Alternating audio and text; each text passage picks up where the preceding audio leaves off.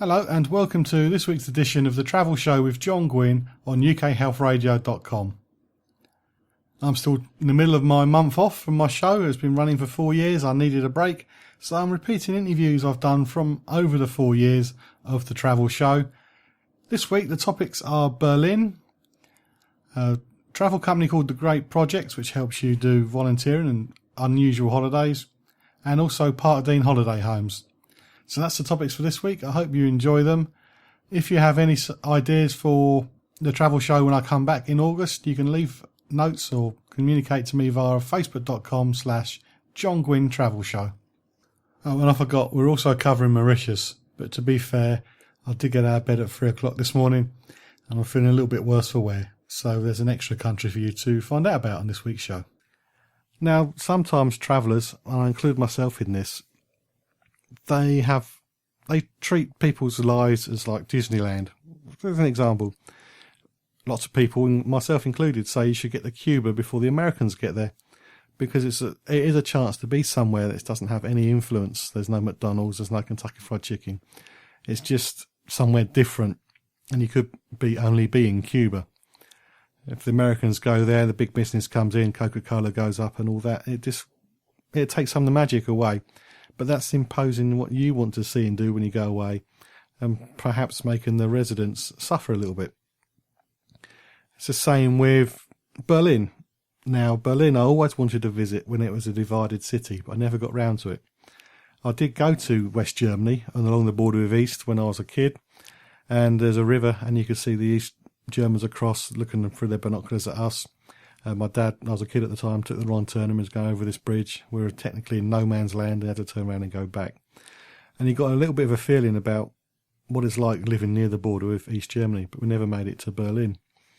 But again, that was thinking, well, I don't really want Berlin to be unified again because of my selfishness. I want to see what it's like when it was under the East-West divide. And it's the same with the Far East as well, like we mentioned a few weeks ago, Myanmar or Burma, where more and more tourists are coming, so it's taken some of the magic away from it because it's now becoming more developed to cater for it, but at the same time it's helping the locals there. So that was in mind when I did this interview about Berlin. Christian from the Berlin Tourist Office talks us through various bits and pieces about Berlin, and at the back of my mind I was always thinking, I wish I'd gone there when you're still divided, but I have to get rid of that. I should stop being a selfish traveller. But the interview was recorded over Skype.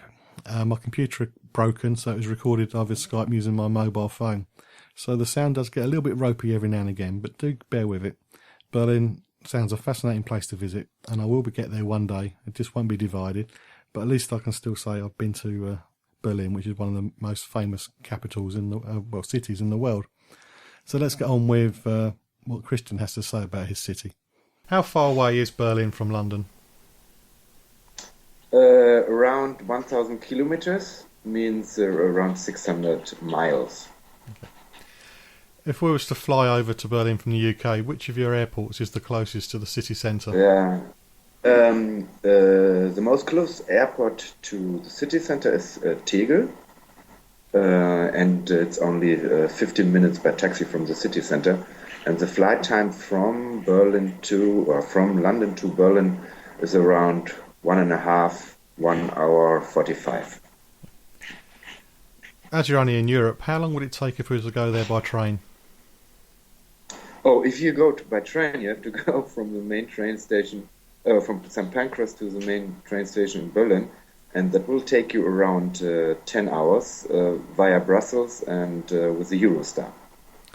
I think I'll stick to flying then. That's definitely quicker. Yes, it's definitely quicker, yeah. Berlin's a very historical city. What is the brief history of it? I think the most important thing about Berlin's history is the division of the city and, of course, the reunification of the city. Because this year we celebrate the 25th anniversary of the fall of the Berlin Wall, and this is the main topic this year. Is there any of the wall still left? Yes, of course. We have several parts of the wall. We have, for example, the northern part, which is really the original setting, because the the wall is not only one wall. It's a system of defense or protection. How the East German said, it's two walls and there's a death strip in the middle. So there's a rest part of it you can see, which is really very, very interesting. But we also have the longest part in the southeast of the city, which is called East Side Gallery, which is the world's biggest street painting. So you have a colored wall, which more than 100 artists painted after the wall came down. What does the painting show?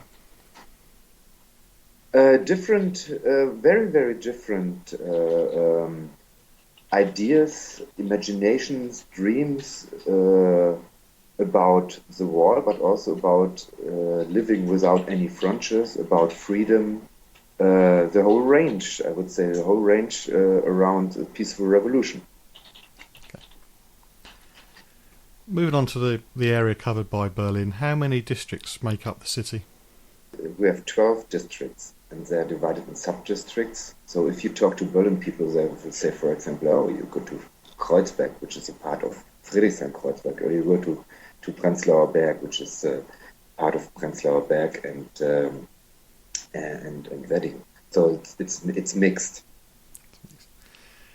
Is there any part of the city which is rarely visited by tourists? Rarely visited, yeah, or highly visited. Rarely to start with. Is there a bit that's not as popular as the rest? Yeah, I would say. I mean, for example, Spandau or Köpenick are districts which are really nice, and they have some historic centers, but they're not so much visited. Yes. Okay. So, which one is the most popular, and why? Pardon? Which district is the most popular then, and why is it the most popular?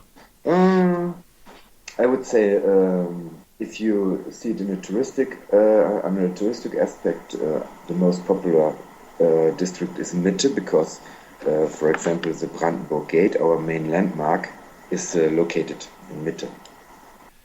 Young people, a lot of young people like to go to Kreuzberg or Friedrichshain because that's the party miles. We've done the most popular and the least popular districts, but taking all the districts together, what do they offer a visitor from the UK? I would say the historical part of the city is mainly in the district Mitte. But if you want to go, for example, for cafes, restaurant, and nice shopping, you can go to Prenzlauer Berg, for example, or you go to Friedrichshain. If you really like historical sites like castles and so on, you go to Charlottenburg, and they have also very nice museums, and of course the Palais of Charlottenburg. And if you want to shop until you drop, you go to Kurfürstendamm or Friedrichstraße. You're listening to The Travel Show with John Guinn on UKHealthRadio.com. I'm speaking to Christian from the Berlin Tourist Office via Skype. So as I mentioned at the beginning of the show, the sound does get a little bit ropey every now and again. I apologise for that, but it was Skype over a mobile phone. So I think the technology was great, even if the result isn't perfect. We're now going to find out how easy it is to get around Berlin. How easy is it to get around to see all these? Very easy, because we have a very good public transport system. We have a metro, we have trams, we have regional trains, and you can all use them with one ticket, which is very easy to access. How expensive are your cabs if somebody doesn't want to take the train? Yeah, if you don't take the train and you don't buy this Berlin Welcome Card, for example, which offers you the whole range of public transportation and special discounts for museums, restaurants, and so on. If you go by taxi, for example, to go from the airport, Tempelhof, to the city center, to Brandenburg Gate, I mentioned before, it's around 15 British pounds. Okay. What about accessibility? Is it easy to get around if you're less able to do all the walking? If you're a wheelchair user? Yeah, it's very easy. All the museums, all the public museums, public institutions, also most of the restaurants, and also the public transportation is ready for easy access. That's good to hear. London's not quite switched on at that at the moment. Yeah. What annual events are held in Berlin? Oh, the biggest event is the New Year's Eve party, with more than 1 million visitors every year in front of the Brandenburg Gate. But we also have, Food Week, Art Week, Fashion Week, Music Week.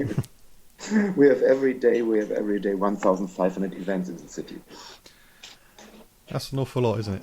That's a fair bit. Sometimes you just have to decide what you do. Yeah. And sometimes it's not easy to decide because it's so much.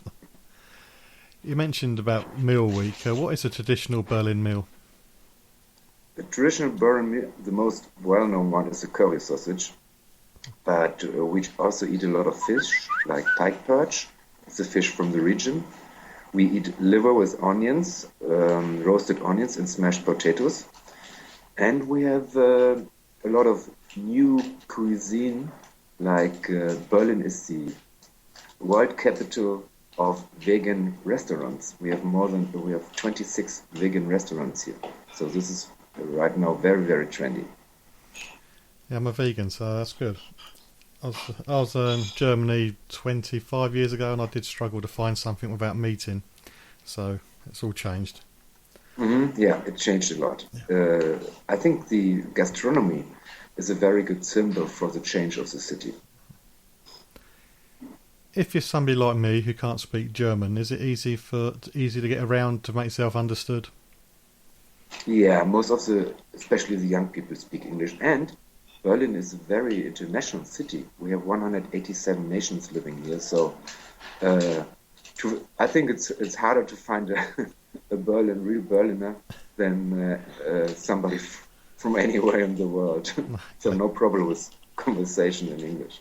That's good to hear. Being British, I'm very bad with second languages. That is also a development of the last 25 years. Berlin became really a very cosmopolitan city, and this is a big change to the situation before the fall of the wall.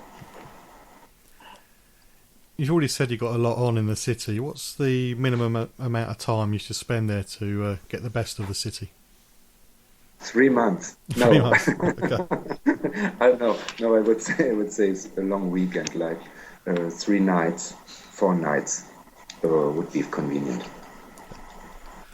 To see the major sites, and then you have to come back.